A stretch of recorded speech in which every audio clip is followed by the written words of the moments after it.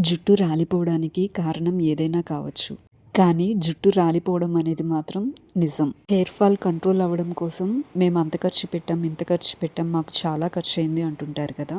దానికోసం కావాల్సింది ఎక్కువ ఖర్చు కాదు, ఎక్కువ టైం.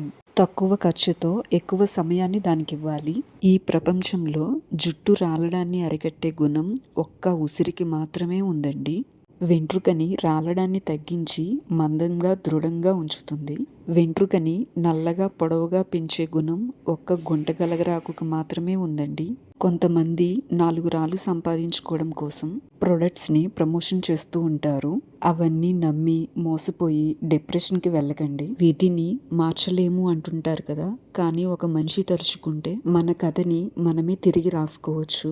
విధి ఎంత అడ్డుకున్నా ఫ్యామిలీస్ కోసం పడిపోకుండా జీవితంలో పోరాడుతున్నారు కదా, దాంతో పోల్చుకుంటే ఇదెంతండి, ఆఫ్టర్ ఆల్ బోత్సు. ఇది మొలిపించడం ఏమన్నా బ్రహ్మ విద్య. గట్టిగా కాన్సన్ట్రేషన్ పెడితే 2 months లో రిజల్ట్ కనిపిస్తుంది. అదే రిజల్ట్ కంటిన్యూ అవ్వాలంటే వారానికి ఒకసారైనా ఆమ్లా పౌడర్, గుంటగలగరాకు పొడి పెడితే సరిపోతుంది. తలకు పెట్టడం అంటే ఏదో పేడ అలిగినట్టు పెట్టడం కాదండి, కుదుళ్ళు కదిలేలాగా రుద్దాలి.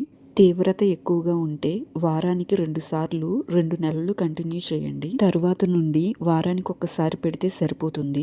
ఫ్రెష్ పెరుగైనా పర్వాలేదు, బాగా పులిసిపోయిన పెరుగైనా పర్వాలేదు, పెరుగైతే చాలు.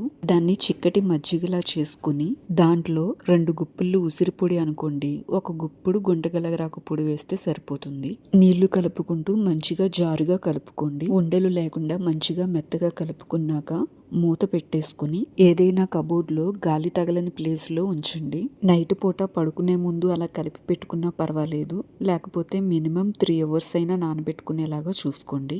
మార్నింగ్కి మెత్తగా ఇలాగా వెన్నపూసలాగా తయారవుతుందండి. కొంచెం వాటర్ కలుపుకొని తలకు పెట్టుకునే విధంగా కలుపుకోండి. మినిమం 2 hours తలకు ఉంచి తర్వాత తలస్నానం చేసేయండి.